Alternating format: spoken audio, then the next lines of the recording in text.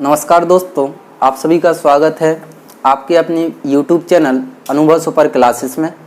और मैं आपका दोस्त कुलदीप द्विवेदी आपके लिए एक नए विषय को लेकर आया हूं, जिसका नाम है जीव विज्ञान, जिसे अपन अंग्रेजी में या इंग्लिश में बायोलॉजी के नाम से जानते हैं। तो आगामी जितनी भी परीक्षाएं आने वाली हैं उन सभी में आप जानते हो कि साइंस काफ़ी महत्वपूर्ण अपना स्थान प्ले करता है। तो अपन साइंस के जितने भी मुख्य रूप से टॉपिक होंगे और उन टॉपिक में जितने भी महत्वपूर्ण तथ्य होंगे उनको समझने के साथ साथ उस पूरे टॉपिक को विस्तार से समझेंगे। तो अपना और आपका और हम अपना समय व्यतीत ना करते हुए अपन सीधा टॉपिक पर चलते हैं। और एक बात और, जब अपन बायोलॉजी या कोई विषय स्टार्ट करेंगे तो पहले हम आपको साइंस पढ़ा रहे हों, उसमें पहले बायोलॉजी फिर एमपी वगैरह देखेंगे मध्य प्रदेश पुलिस की दृष्टि से या एएसआई जो आने वाली वैकेंसी है उसके लिए। तो पहले अपन बायोलॉजी स्टार्ट करते हैं। और बायोलॉजी को आज जैसे अपन ने पहला टॉपिक उठाया जीव विज्ञान का परिचय, तो इसको पढ़ने के बाद हम सभी एक ऐसा समय रखेंगे जिसमें इससे रिलेटेड जितने भी एमसीक्यू बनेंगे उन्हें अपन कवर करेंगे। तो अपन शुरू स्टार्ट करते हैं। और अपना जो विषय है उसका नाम क्या है, जीव विज्ञान या बायोलॉजी। और उसमें अपन ने कुछ टॉपिक लिए हैं, जिसमें से पहला टॉपिक क्या है, जीव विज्ञान का परिचय। तो आप सभी ध्यान से समझना, सुनना और ये पेन कॉपी लेकर बैठना, तो कुछ चीज़ें नोट करते चलना। तो अपन समझते हैं यहाँ पर देखना, अपन अगर बायोलॉजी या जीव विज्ञान की बात करें तो होता क्या है, जो विषय क्या कहलाता है और इस विषय से आपको क्या इसमें समझना है। तो अगर आप कोई भी विषय पढ़ो तो उसमें हमें क्या जानकारी मिलेगी, आगे चल के हमारे जीवन में वो क्या महत्व रखेगा। तो थोड़ा सा अपन उन पर चर्चा करने के साथ साथ अपन ज़्यादातर एग्जाम की दृष्टि से तथ्य देखेंगे। तो यहाँ पर देखना, जो अपने विषय का नाम वो क्या है, बायोलॉजी। क्या है, बायोलॉजी। और जिसका हिंदी रूपांतरण क्या होता है, जीव विज्ञान। क्या होता है, जीव विज्ञान। अगर अपन बायोलॉजी की बात करें तो जो बायोलॉजी शब्द की उत्पत्ति हुई है एक शब्द से हुई है, और उस शब्द है उसका नाम क्या है, ग्रीक। कौन सा शब्द, ग्रीक शब्द। तो बायोलॉजी या जीव विज्ञान शब्द की उत्पत्ति किस भाषा से हुई है, ग्रीक भाषा के एक शब्द से हुई है। और जो बायोलॉजी शब्द की उत्पत्ति हुई है जो कितने शब्दों से हुई है, ग्रीक भाषा के कितने शब्दों से, 2 शब्दों से, जिसमें अपन तोड़ कर समझेंगे तो आसानी आपको लगेगी। जिसमें एक क्या होता है बायो और एक क्या होता है लोगोस, जिसे अपन लॉजी भी बोल सकते हैं। तो यहाँ पर देखना, अगर अपन बायो की बात करें या लोगोस की बात करें तो ये ग्रीक भाषा के 2 शब्द हैं, जिनसे कौन सा विषय मिलकर तैयार हुआ है, बायोलॉजी, या फिर जिसको हम क्या बोलते हैं, जीव विज्ञान। तो अगर अपन बायो की बात करें तो बायो का सीधा सा अर्थ क्या होता है, तो साइंस की दृष्टि या जीव विज्ञान की दृष्टि से देखें तो बायो का अर्थ क्या होता है, सजीव। क्या होता है, सजीव। या फिर हम सभी इसे दूसरी भाषा में क्या बोल सकते हैं, यहाँ पर देखना, दूसरी भाषा में इसका सरल अर्थ क्या बोल सकते हैं, जीवन। अरे क्या बोल सकते हैं, जीवन। तो अपन ने समझा कि जो बायोलॉजी शब्द है जो ग्रीक भाषा से इसकी उत्पत्ति हुई है, और ग्रीक भाषा के कितने शब्दों से लिया गया है, 2 शब्दों से, जिसमें से एक क्या कहलाता है बायो और दूसरा क्या कहलाता है लोगोस, जिसमें बायो का अर्थ क्या होता है, सजीव या जीवन। और अगर अपन देखें लोगोस या लॉजी का अर्थ क्या होता है, तो होता है टू स्टडी। टू स्टडी का अर्थ होता है अध्ययन करना। अरे क्या करना, अध्ययन करना। तो अपन ने आसान शब्दों में इस विषय को समझा क्या कि एक ऐसा विषय जिसमें काहे का अध्ययन किया जाता है, सजीवों का या जीवन का अध्ययन किया जाता है, उस विषय को ही हम नाम क्या देते हैं, बायोलॉजी। अरे क्या देते हैं, बायोलॉजी या जीव विज्ञान। तो यहाँ पर देखना, तो अपन ने समझा कि एक ऐसा विषय जिसमें आपको इस संसार में जितने भी आपको ऐसी वस्तुएं नजर आएंगी जिनमें कोई सांस वगैरह का कार्य होता है, श्वसन वगैरह वो कर लेती हैं आसानी से, तो उसे अगर अपन पढ़ेंगे तो वो विषय कौन सा कहलाता है, बायोलॉजी या जीव विज्ञान। यानी एक ऐसा विषय जिसमें सजीव व जीवन का अध्ययन किया जाता है, उस विषय को ही क्या कहा जाता है, बायोलॉजी। तो ये अपन ने थोड़ा सा समझा। और तो अपन ने क्या समझा, जो अपन ने बायो लिया, बायो का अर्थ क्या होता है, सजीव या जीवन, और लॉजी का अर्थ क्या होता है, अध्ययन करना। अर्थात एक ऐसा विषय जिसमें सजीव और जीवन का अध्ययन किया जाता है उसे क्या कहा जाता है, बायोलॉजी। तो अगर आपको स्क्रीनशॉट लेना है तो स्क्रीनशॉट लीजिए, और बाकी अपन पूरा डिटेल में समझेंगे। तो आगे की चर्चा अपन थोड़ा आगे करते हैं। थोड़ा आप एक बार और ध्यान से सुनना, जीव विज्ञान या बायोलॉजी क्या कहलाता है। तो ये जो जीव विज्ञान है इसे अंग्रेजी में क्या, बायोलॉजी के नाम से जाना जाता है। और इसकी उत्पत्ति किस शब्द से हुई है, ग्रीक शब्द से। अरे कौन सी भाषा के शब्द से? ग्रीक। आप एक विषय पढ़ते हो जिसका नाम है ज्योग्राफी। कौन सा है? ज्योग्राफी, जिसे अपन हिंदी में किस नाम से जानते हैं? भूगोल के नाम से। किसके नाम से? भूगोल के नाम से। तो इसकी उत्पत्ति जो हुई है वो भी किस भाषा के शब्द से हुई है? ग्रीक भाषा। और यहाँ पर देखना, जो ज्योग्राफी है ये भी दो शब्दों से मिलकर बना है, जियो प्लस ग्राफिया। उसका अध्ययन भी यही होता है कि अगर आप पृथ्वी का अध्ययन करना चाहते हो तो एक विषय तैयार किया गया जिसका नाम क्या है? ज्योग्राफी। बाकी आपको जीवन और सजीवों का अध्ययन करना है तो उसके लिए एक विषय तैयार किया गया जिसका नाम क्या है? बायोलॉजी। अब अपन थोड़ा आगे देखते हैं कि ये प्रसिद्ध क्यों है, इसे किस व्यक्ति ने संसार में बताया, आपके सामने कैसे आया। कोई व्यक्ति ऐसा होगा जिसने इस विषय को तैयार किया होगा, इसके बारे में बताया होगा, जीव जंतु के बारे में बताया होगा कि संसार में वनस्पति या पेड़ पौधे या जीव जंतु नाम की कोई चीज होती है। तो ये अपन थोड़ा सा आगे देखते हैं। तो अपन चलते हैं। तो अभी अपन ने समझा था कि बायोलॉजी क्या होता है, इसकी उत्पत्ति किस शब्द से हुई है। अब अपन थोड़ा समझते हैं कि इस संसार में सबसे पहले ये विषय कौन लाया था, किसने बताया था कि जीव जंतु नाम की कोई चीज होती है। तो ये जो बायोलॉजी को समझने का सर्वप्रथम प्रयास किया था वो एक व्यक्ति थे जिसका नाम था अरस्तु। नाम क्या था उस व्यक्ति का? अरस्तु। तो बायोलॉजी को समझने का सबसे पहले जो प्रयास किया था वो किस व्यक्ति ने किया था? अरस्तु ने। अरे किस व्यक्ति ने किया था? अरस्तु ने। तो बायोलॉजी को समझने का सबसे पहले जो प्रयास किया था वो एक व्यक्ति हैं जिनका नाम क्या है? अरस्तु। लेकिन अगर अपन बात करें इसलिए सबसे पहले समझा किसने था? अरस्तु ने। इसलिए बायोलॉजी का जनक किस व्यक्ति को कहा जाता है? अरस्तु को। या बायोलॉजी का पितामह किसे कहा जाता है? अरस्तु को। लेकिन अब ये बात आती है कि बायोलॉजी शब्द का प्रयोग सबसे पहले संसार में किसने किया था। तो इस बायोलॉजी शब्द का प्रयोग संसार में करने के लिए दो व्यक्तियों का हमेशा नाम लिया जाता है, जिसमें से आपको एक का नाम क्या याद रखना है? लेमार्क। कौन थे? लेमार्क। इसके बाद एक और व्यक्ति थे जो बायोलॉजी शब्द को सबसे पहले जिन्होंने प्रयोग किया था, उनका नाम है ट्रेवेनियस। कौन से व्यक्ति हैं? ट्रेवेनियस। तो इनका नाम याद रखना। तो अपन ने अभी क्या समझा कि बायोलॉजी या जीव विज्ञान को समझने का प्रयास किसने किया था? तो अरस्तु नाम के वैज्ञानिक ने किया था। इसलिए अरस्तु को क्या कहा जाता है? जीव विज्ञान का पितामह, जीव विज्ञान का जनक या जीव विज्ञान का संस्थापक कहा जाता है। लेकिन इस संसार में बायोलॉजी या जीव विज्ञान शब्द का प्रयोग किसने किया था? तो वो किया किसने था? लेमार्क और ट्रेवेनियस ने। और लेमार्क कहाँ के व्यक्ति थे? तो आप सभी को थोड़ा सा पता होना चाहिए। लेमार्क कहाँ के व्यक्ति थे? फ्रांस के। तो फ्रांस के रहने वाले एक व्यक्ति हैं जिनका नाम क्या है? लेमार्क। और अगर अपन ट्रेवेनियस की बात करें तो ट्रेवेनियस कहाँ के व्यक्ति थे? जर्मनी। तो ये आपके कॉम्पिटिटिव एग्जाम में नहीं पूछा जाता है, हम आपको थोड़ा एक्स्ट्रा नॉलेज भी देते चलेंगे। जो लेमार्क थे ये कहाँ के एक महान वैज्ञानिक थे? फ्रांस के। और ट्रेवेनियस कहाँ के महान वैज्ञानिक थे? जर्मनी ने। इन दोनों ने मिलकर किस शब्द का प्रयोग किया था संसार में? तो बायोलॉजी। और इन्होंने जो प्रयोग किया था ये लगभग कब किया था?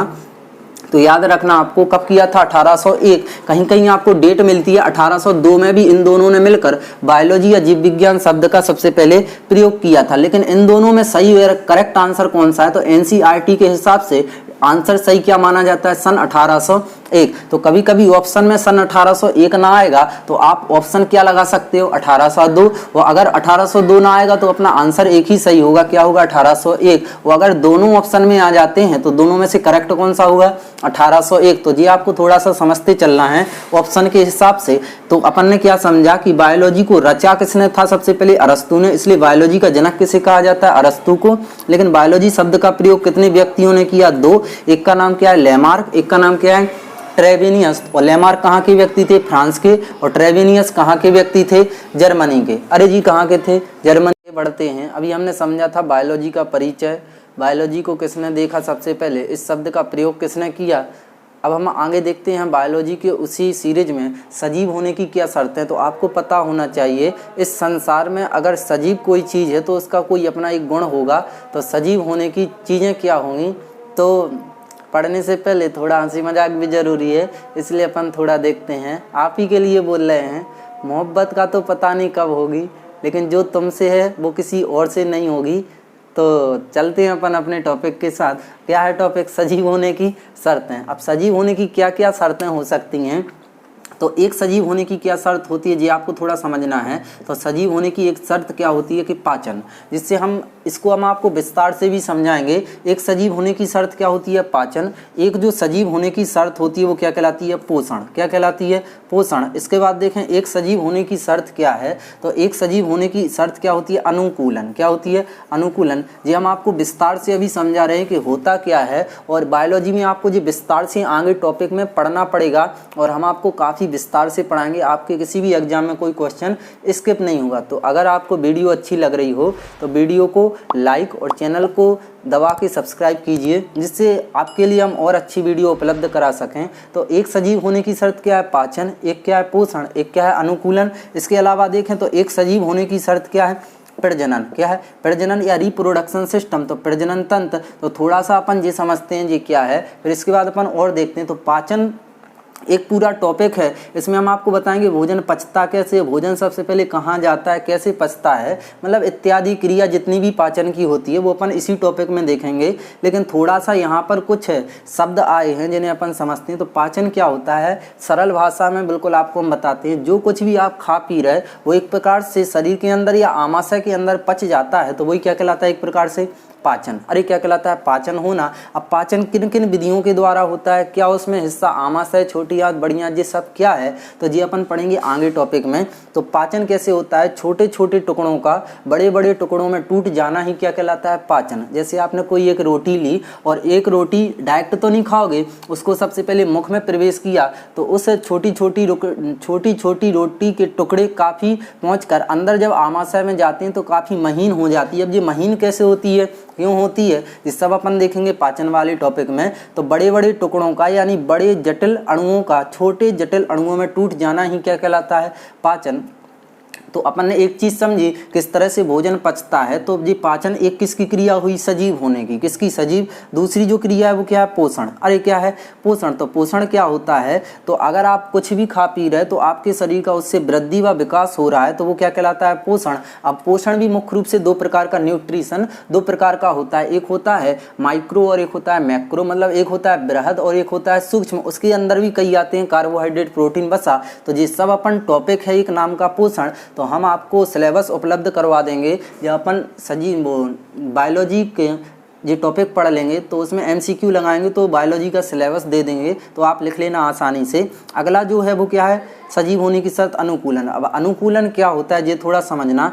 देखो अनुकूलन जीवों का एक ऐसा लक्षण होता है जिसके द्वारा कोई जीव अपने आप को अपने वातावरण के अनुरूप बदल लेता है। मतलब जैसे अपने पास ये भारत है, भारत में कोई जीव जंतु रहता है और वो रहने के लिए कहाँ पहुँच जाए? अमेरिका, तो उसे भारत के वातावरण का तो पता है कि कब ठंड पड़ेगी कब गर्मी पड़ेगी, लेकिन जब वो अमेरिका किसी देश जाएगा तो उसे वहाँ के वातावरण का कोई नॉलेज नहीं है। तो ये प्रक्रिया ही क्या कहलाती है? अनुकूलन। मतलब कोई जीव अपने आप को अपने वातावरण के अनुसार बदल ले तो वो क्रिया ही क्या कहलाती है? अनुकूलन।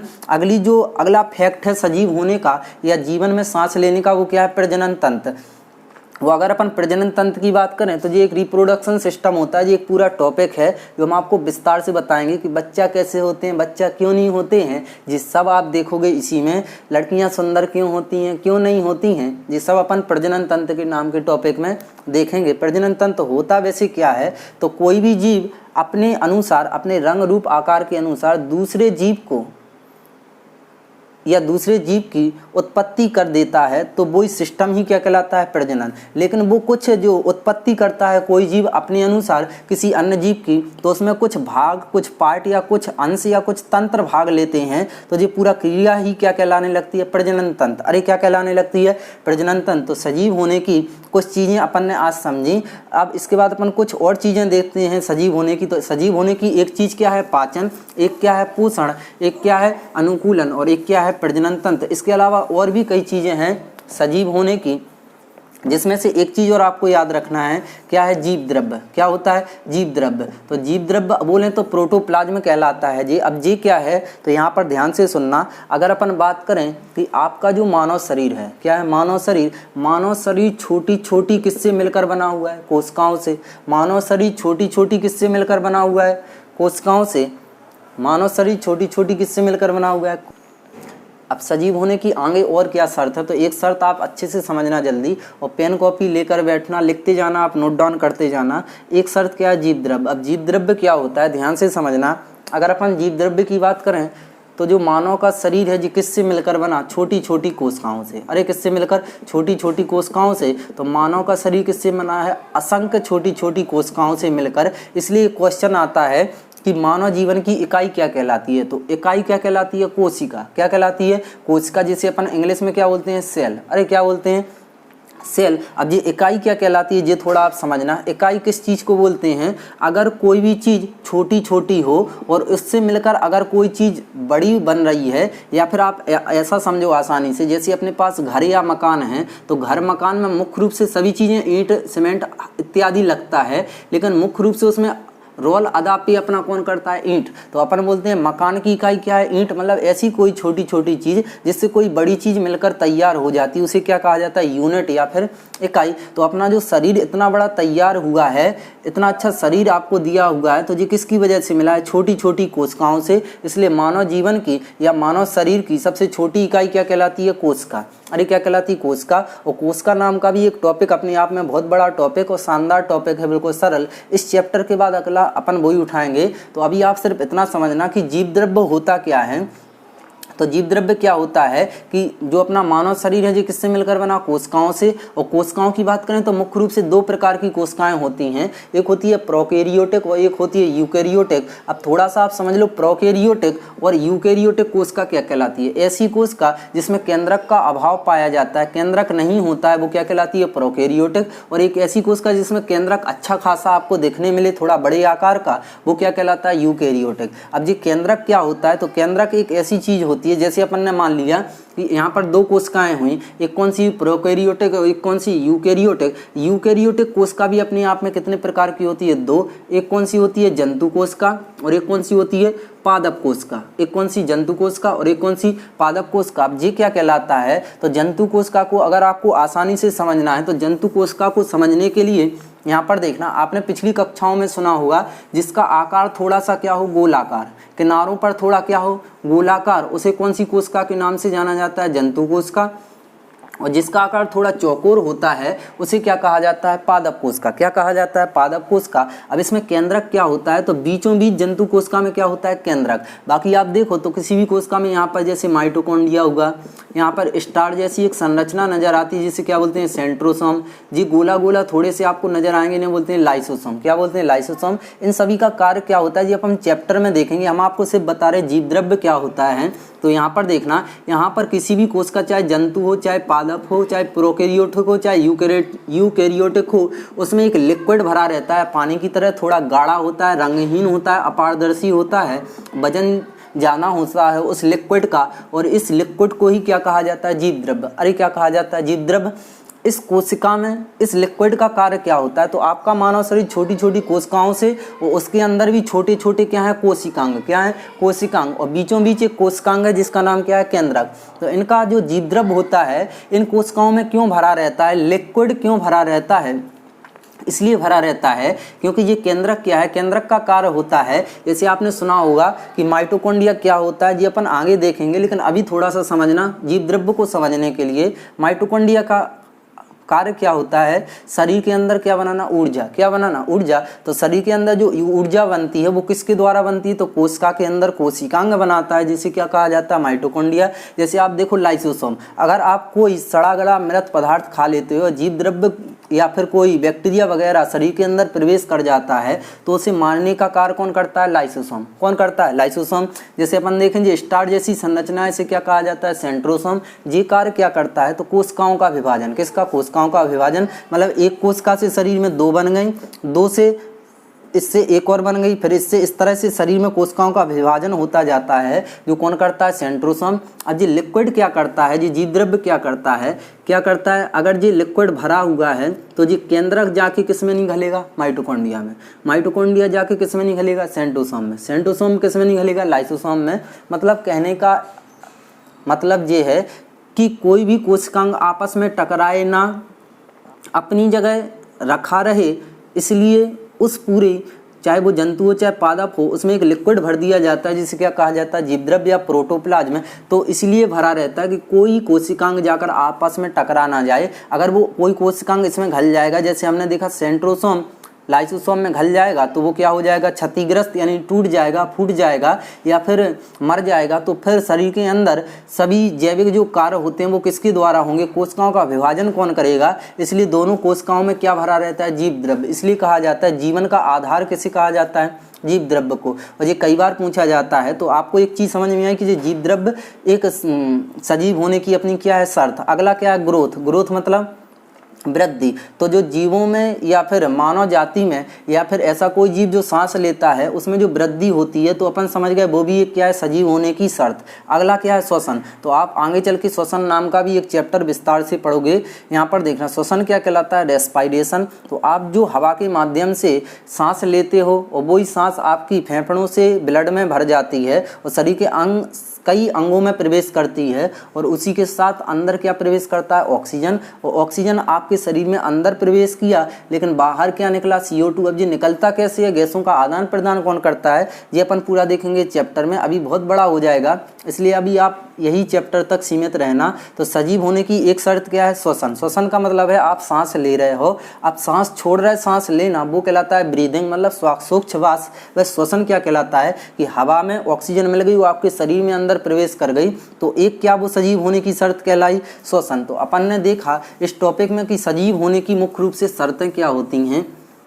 अब अपन थोड़ा सा बायोलॉजी के परिचय में एक पॉइंट और अपन कवर करते हैं जो अधिकांश पूछा जाता है। तो आपको अगर वीडियो अच्छी लग रही है तो वीडियो को लाइक करें और चैनल को सब्सक्राइब करें जिससे आपके सभी दोस्तों फ्रेंडों को आसानी से मिल जाए और आप इसे इतनी भेजें कि हम अगली वीडियो इतनी दमदार लाएं कि आपको हर पॉइंट पूरा कवर होते चले। तो इसके बाद अपन अगला एक और छोटा सा टॉपिक इसमें देखते हैं, वो कहलाती हैं बायोलॉजी की शाखाएं।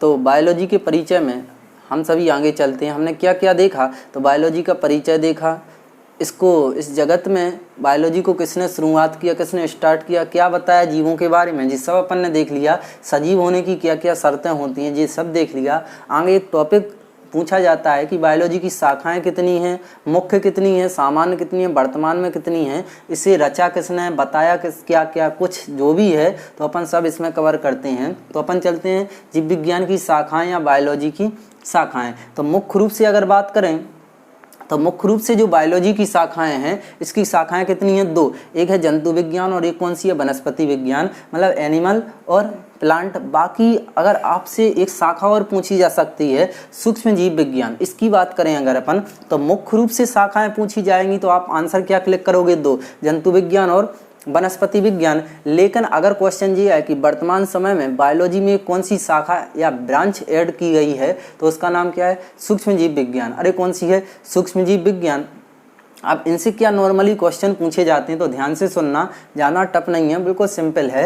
यहाँ पर देखना एक जो शाखा है बायोलॉजी की जिसे क्या कहा जाता है, जंतु विज्ञान। तो नाम से ही स्पष्ट है एक ऐसी शाखा जिसमें जीव जंतुओं का अध्ययन किया जाता है, उस शाखा को ही नाम क्या दिया गया है, जंतु विज्ञान। अरे कौन सी, जंतु विज्ञान। और इस संसार में जंतु विज्ञान के जनक किसे कहा जाता है, तो जी आप सभी को पता है संसार में जंतु विज्ञान के जनक किसे कहा जाता है, अरस्तु को। अरे किसे कहा जाता है, अरस्तु को। तो याद रखना संसार में जंतु विज्ञान के पितामह किसे कहा जाता है, अरस्तु को।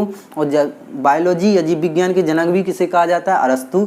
आप यहाँ पर देखना एक क्वेश्चन और यहाँ से आता है कि अरस्तु की एक पुस्तक है जिसका नाम है द हिस्टोरिया ऑफ एनिमल। ध्यान से सुनते चलना आप, द हिस्टोरिया ऑफ एनिमल। और इस पुस्तक में खास बात क्या है कि अरस्तु ने इसमें एक खास बात रखी है कि इस पुस्तक को जब आप अध्ययन करोगे तो इसमें लगभग आपको कितने जीव जंतुओं के बारे में अध्ययन करने का मिलेगा, 500। अरे कितने, 500। तो ये क्वेश्चन कई बार PSC के द्वारा पूछा गया है या व्यापम या भारत के हर राज्य में साइंस आती है तो पूछ ही लेते हैं। तो याद रखना जंतु विज्ञान क्या होता है, एक ऐसा विज्ञान, एक ऐसी शाखा बायोलॉजी की जिसके अंतर्गत जीव जंतुओं का अध्ययन किया जाता है। और इसके जनक मुख्य रूप से किसे कहा जाता है, अरस्तु को। और अरस्तु की जो पुस्तक का नाम है वो क्या है, द हिस्टोरिया ऑफ एनिमल। और द हिस्टोरिया ऑफ एनिमल में कितने जीव जंतुओं का अध्ययन किया गया है, 500। अरे जी कितने, 500।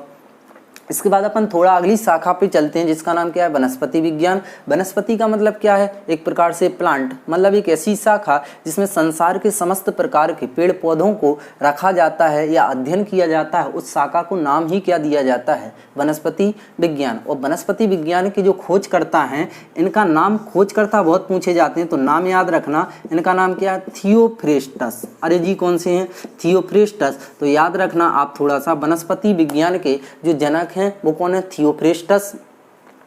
कौन है, थियोफ्रेस्टस। तो वनस्पति विज्ञान क्या होता है, जिसमें पेड़ पौधों का अध्ययन किया जाता है। इसके जनक किसे कहा जाता है, पितामह किसे कहा जाता है, थियोफ्रेस्टस। जिस प्रकार अरस्तु की पुस्तक द हिस्टोरिया ऑफ एनिमल थी, जिसमें 500 जीव जंतुओं के बारे में उल्लेख हुआ है, उसी प्रकार थियोफ्रेस्टस की भी एक पुस्तक है जिसका नाम क्या है, द हिस्टोरिया ऑफ प्लांटेरम। तो सरल पड़ेगा आपको, बस द हिस्टोरिया ऑफ प्लांट, वनस्पति है तो प्लांट जोड़ना है, और जीव जंतु है तो एनिमल जोड़ना है। और बस एक चीज और कि वनस्पति विज्ञान में जीव पेड़ पौधों का अध्ययन किया जाएगा, और इसके जनक किसे कहा जाता है, थियोफ्रेस्टस को। तो थियोफ्रेस्टस ने अपनी पुस्तक द हिस्टोरिया ऑफ प्लांटेरम में कितने पेड़ पौधों का अध्ययन किया है, 500। अरे कितने, 500। इसके बाद एक और वर्तमान समय में शाखा ऐड हुई है जिसका नाम क्या है, सूक्ष्म जीव विज्ञान। अरे जी कौन सी है, सूक्ष्म जीव विज्ञान। इसका भी सरल सा अर्थ है, नाम में ही छुपा हुआ है। सूक्ष्म मतलब छोटे छोटे, मतलब संसार में जितने छोटे छोटे जीव हैं उनका अध्ययन जिस शाखा के अंतर्गत किया जाता है, उस शाखा को ही क्या कहा जाता है, सूक्ष्म जीव। यहाँ पर भी अपन जीव जंतुओं का अध्ययन कर सकते हैं, लेकिन यहाँ पर जंतु विज्ञान में बड़े बड़े जीव जंतुओं का अध्ययन किया गया और कुछ छोटे छोटे जीव जंतुओं का अध्ययन भी किया गया। लेकिन इस संसार के बिल्कुल छोटे छोटे सूक्ष्म जीवों का अध्ययन जिस शाखा में अपन अध्ययन इसका करते हैं, पढ़ते हैं, समझते हैं, उस शाखा को ही क्या कहा जाता है, सूक्ष्म जीव विज्ञान। अब सूक्ष्म जीव विज्ञान की बात करें अगर अपन, तो एक क्वेश्चन यही आता है कि वर्तमान समय में एक बायोलॉजी में कौन सी शाखा जोड़ी गई, सूक्ष्म जीव विज्ञान। दूसरा क्वेश्चन आता है कि इसके जनक कौन है, सूक्ष्म जीव विज्ञान के जनक किसे कहा जाता है। तो अच्छा है, किसे कहा जाता है, तो जी आप थोड़ा सा याद रखना, इस व्यक्ति का नाम क्या है। तो क्या है इस व्यक्ति का नाम, जैसे आपने देखा जंतु विज्ञान के जनक कौन है, अरस्तु जी। कौन से हैं, अरस्तु जी। और वनस्पति विज्ञान के जनक कौन है, थियोफ्रेस्टस। तो आपको जनक याद रखना है, तो जंतु विज्ञान के जनक अरस्तु, वनस्पति विज्ञान के जनक थियोफ्रेस्टस, और सूक्ष्म जीव विज्ञान क्या कहलाता है, जिसमें छोटे छोटे जीवों का अध्ययन किया जाता है। तो सूक्ष्म जीव विज्ञान के जनक किसे कहा जाता है, ये थोड़ा आप याद रखना। तो इसके जनक किसे कहा जाता है, तो किसे कहा जाता है, एंटोनी वॉन ल्यूवेनहॉक। ध्यान रखना, एंटोनी वॉन ल्यूवेनहॉक को ही सूक्ष्म जीव विज्ञान का जनक कहा जाता है। और आप सभी को पता है कि इस संसार का जो सबसे छोटा जीव है वो कौन सा है, अपना कौन सा है, माइकोप्लाज्मा गैलेस्पेक्टम। तो ये हम आपको कोशिका नाम के चैप्टर में पढ़ाएंगे कि इस संसार का जो सबसे छोटी जीव है या सबसे छोटी सेल है, सबसे छोटी कोशिका है, उसका नाम क्या है, माइकोप्लाज्मा गैलेस्पेक्टम। इस संसार का सबसे बड़ा जीव कौन है, शुतुरमुर्ग का अंडा। और संसार की सबसे लंबी कोशिका कौन सी है, तंत्रिका कोशिका। तो जी आप कुछ आना चाहिए। तो आज हमने अपनी इस क्लास में सिर्फ क्या समझा, जीव विज्ञान का परिचय, जीव विज्ञान होता क्या है वास्तव में, इसकी उत्पत्ति कहाँ से हुई, सजीव होने की शर्तें क्या हैं, इसकी ब्रांच क्या हैं। तो ये कुछ चीज़ें समझी हैं। अगली क्लास में अपन जो टॉपिक लेके आएंगे उसका नाम है जीवधारियों का वर्गीकरण। मतलब इस संसार में कौन से जीव को कहाँ पे रखा गया, मतलब संसार में आप कई प्रकार के जीव होने आसानी से नहीं समझ सकते हैं, तो उन्हें कई शाखाओं में विभाजित करके अपन आराम से समझेंगे। और उनसे जितने भी महत्वपूर्ण तथ्य होंगे वो अपन जब अपना टॉपिक फिनिश हो जाएगा, जैसे आज अपना टॉपिक कौन सा हुआ, जीव विज्ञान का परिचय, और कल की क्लास में जो अपना अगला टॉपिक रहेगा जीवधारियों का वर्गीकरण। तो आज शाम के इससे रिलेटेड जितने भी MCQ रहेंगे, तो आप सभी वीडियो को लाइक और चैनल को सब्सक्राइब कर लेना, जिससे MCQ आपको आसानी तक पहुंच चलें। तो मिलते हैं अपन कल। नमस्कार दोस्तों।